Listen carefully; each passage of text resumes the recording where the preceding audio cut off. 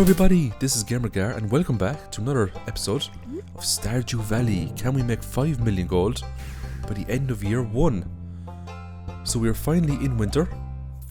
We're almost finished the challenge. We spend most of our winter doing the skull cavern, and we also make kegs. So we're doing skull cavern runs now today, and you're just going to see footage from the wife in this video because the footage that I accumulated got corrupted on the hard disk. But it doesn't make much of a difference because both of us go into the skull cavern all the time. So this is our second day in the skull cavern here now, and it's just the usual, get down as far as we can, get as much resources as we can, and we sell everything we get. This is a great money maker, especially if you farm this early in the game, because those mummies drop cloth, and if you've got the artisan profession, you can sell cloth for quite a bit of money. You also get battery packs off the ghosts, which is nice as well. Rabbit's foot, that's also very nice. There's a load of good stuff you can get in there. So if the spirits are extremely annoyed, we don't go down into the cavern. Instead, we might go into the regular mines, or we might cut down a couple of trees. So the race is still on to make as many kegs as possible because we have a lot of pumpkins that we have to get through. So if we see trees, we're going to cut them down, just so we can keep that wood supply up as per usual. So the wife is picking up some forageables here now, getting up the forageable skills still. So we have got an extraordinary amount of kegs on our farm at the moment. So another tactic we're utilising here is the accumulation of iridium bars. We are going to sell these. They sell for 1500 gold a piece if you get the blacksmith profession. So the spirits are very happy today. We're on the 4th now. We're going to go back to the skull cavern and see how we get on. So as per usual, we're going to start with taking a spicy eel and a triple shot espresso just to get the most out of the speed buff. And get down as low as we can. So we do get lots of goodies. We get prismatic shards as well, and what's hilarious is that when we get to the end of this run, we sell literally everything that we have because we're not going to come back to this file. It's a one-shot file. We sell the sprinklers and everything that we get. Because we get lucky with some of the treasure rooms and we get iridium sprinklers, and even though iridium sprinklers are really nice, so we're not going to be farming anything else, because we're in winter and we're not going into year 2. Now when this challenge run is complete, we will be doing other challenges, so stay tuned for those. We're not going to leave it here, We've got lots of stuff planned for your entertainment.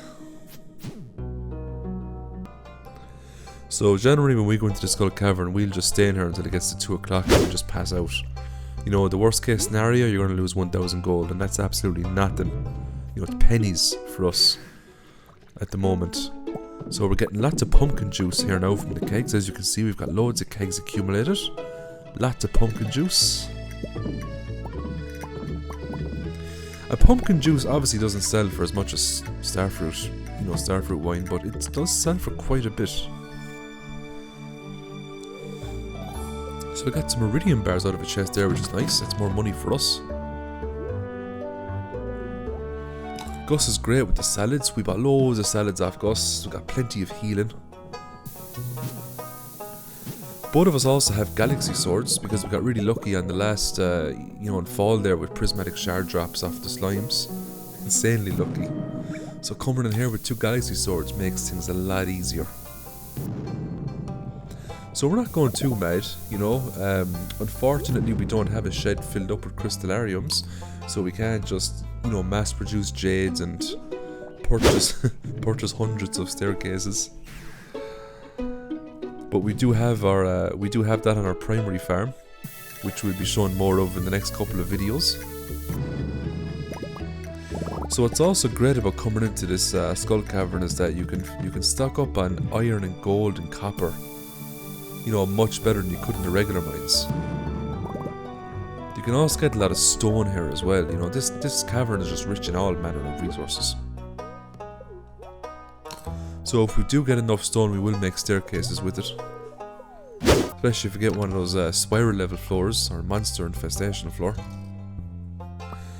So as you can see there, you got a quick glance of the chest. We have our mining chest. We've got 5 prismatic shards in that chest at the moment, and that's just from farming Skull Cavern.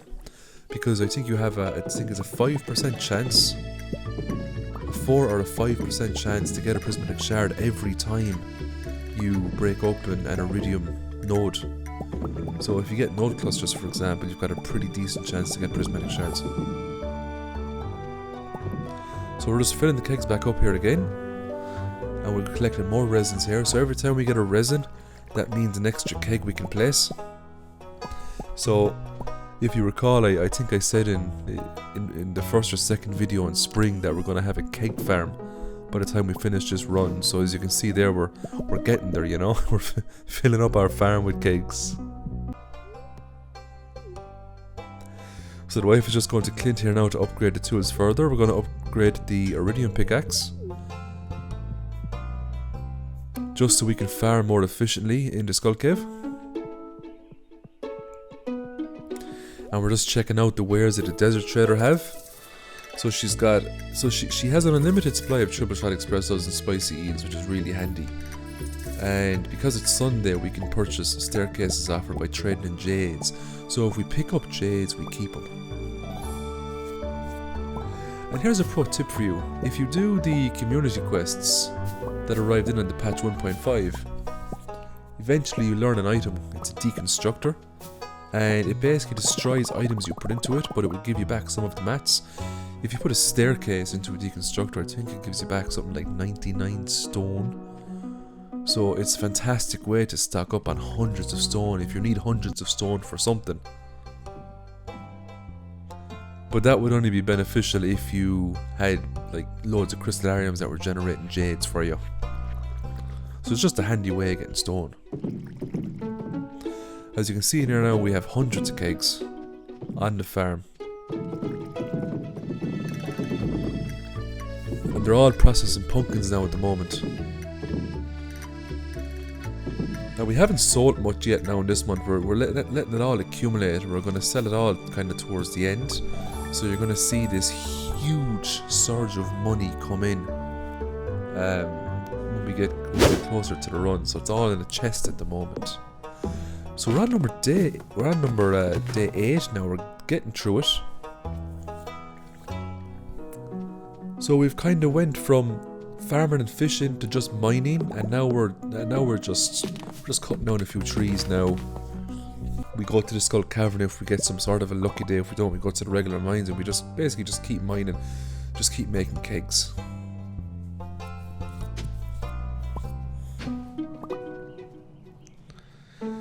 So in terms of the villagers in Stardew Valley, they haven't a clue who we are. They don't know us. You know, to them we're like the farmers living up the road, and we have this crazy farm with kegs on it, you know. That's it as far as they're concerned. Maybe Pam knows us a little bit, you know, from taking the bus and all that, but there's a lot of people that I actually haven't even spoken to yet in this game, which is hilarious. Like, the only time we really go into the town is when we need to buy crops off Pierre, and that's kind of it, like, you know.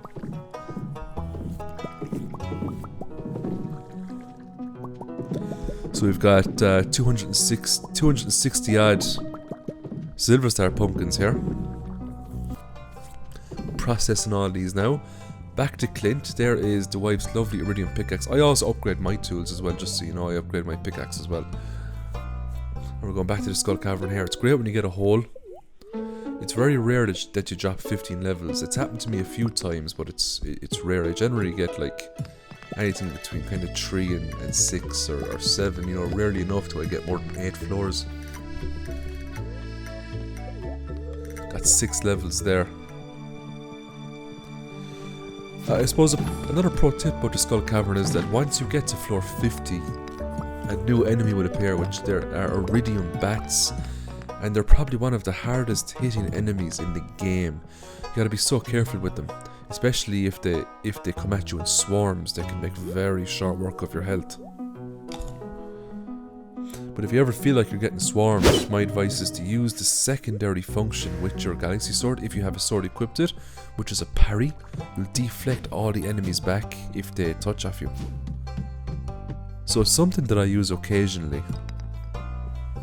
And it can be a lifesaver sometimes, especially if something's going to strike you in the back and you don't have time to turn around to hit it. Just use the parry instead. So it's nice when you get gold clusters like that. You know, if we see clusters like that, we blow it up straight away because that is a lot of gold. And towards the end, not only will we sell our iridium bars, but we're going to sell everything. We're going to sell the iron bars, the copper bars, the gold bars. We're going to sell everything that we have on the farm. We sell all the sprinklers, we sell everything. Because the challenge is primarily how much money can you get. We set a goal for 5 million, but if we get more than that, then it's better.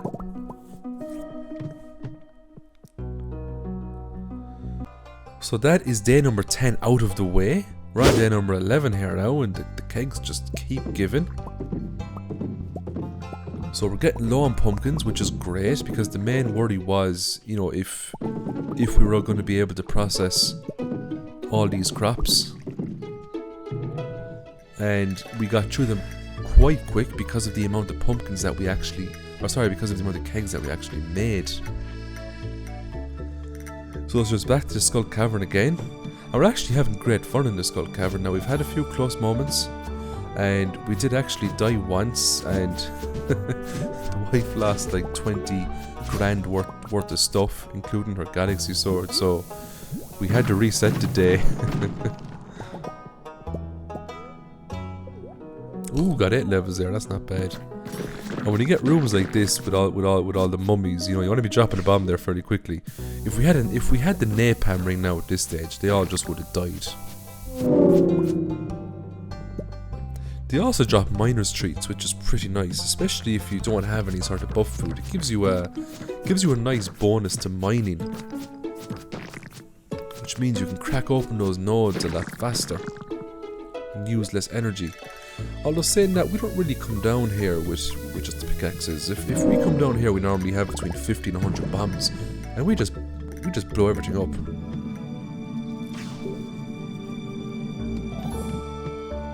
So we got really lucky here, you know, for us 47 and 48. You know, the iridium ores are starting to appear now, and that's what we want. Because every time we get 5 iridium ore, that's basically getting 1500 gold. Because we're going to be stocking up on as much bars as possible.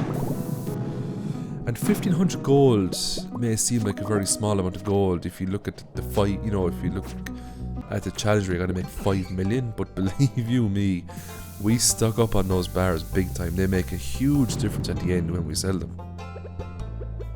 Even those crabs drop iridium ore when you kill them, so if we see the crabs, we destroy it. The crab cakes are really good as well. So we're on day number 12 here now. We're going down to the regular mines, because sometimes we just get, you know, horrible luck. And even though today was a horrible luck day, we still got great luck on level 101 here. Look at all that gold ore, just waiting for us to grab it. Might not be as much as iridium ore, but that's still a lot of gold ore that we're going to collect. The galaxy sword makes life so much easier. If we didn't get lucky and we didn't get the prismatic shards, we would have had galaxy swords by now anyway, because we would have been farming the Skull Cavern. So with the iridium pick, it makes very short work of stuff. We just cracked over an emerald there in one swing, and it's back to the farm. And every time we loot these pumpkin juices, it feels so great. And as you can see there, we're now running very low on melons, and we're only on the 12th. So in terms of have we made enough cakes? Yes, we have. We have completed our quota for getting through all the crops that we grew.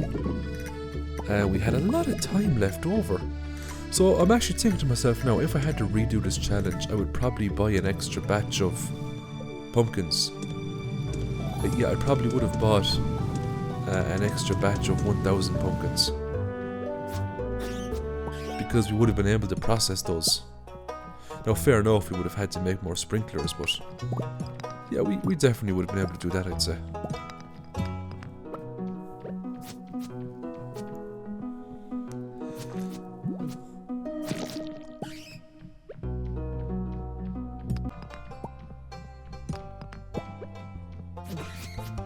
So in general, the run has been great fun. We learned a lot while doing it as well. We did make mistakes, but we do learn from them. I don't believe there is such thing as a perfect run. You know, this is something where, you know, you try it yourself, you look back on the things that you did, and then you think to yourself, could I have done something better? You know, could I have been more efficient with something? And I can tell you right now, there's several things I could have done much better, which would have resulted in, you know, making a lot more money by the end of year 1. And I remember the first time I got this game, when we got to the end of year 1, I think the most we made was something like 20,000 gold. You know, maybe 30,000 gold.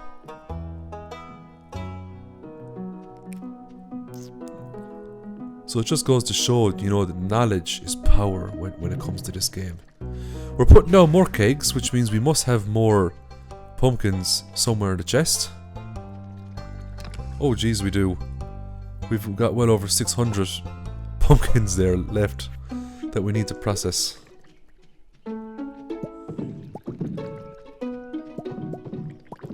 That is a lot of pumpkin juice.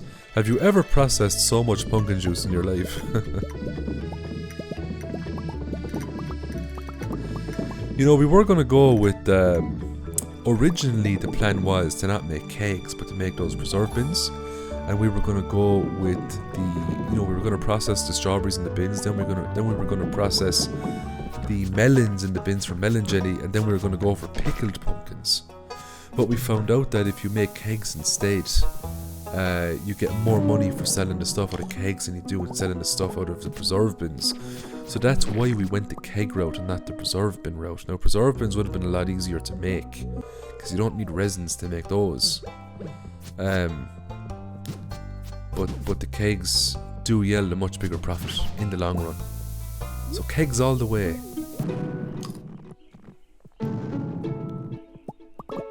So we're on day number 30 now, we're getting through it. We got a spiral floor here, as we put down a staircase, we never get to the bottom of the spiral floor. It's just a waste of time. I know there's loads of crates down there and stuff, but you're much better off at just putting the ladder down straight away and moving on to the next floor. I love when you get spicy eels off those serpents. Crab cakes off the crabs, miner's treats off the mummies. The iridium bats give awesome stuff too. They give energy tonics, life elixirs. I mean, you can pretty much self-sustain yourself by farming the skull cavern all the time, because all the enemies, all of them, they drop amazing stuff.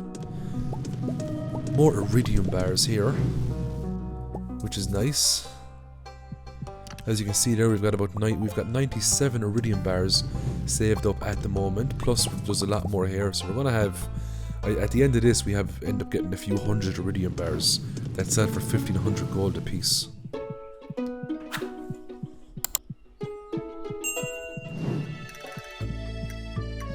I even put more smelters over here just so we can smelt more stuff. Because we have to remember that we always need copper and iron to make kegs. You know, that's something that's always needed, is copper and iron. And we put down even more kegs. Look at all the kegs we have now. This is officially a keg farm. What do you grow on your farm? Kegs. They grow up out of the ground. It's a special farm.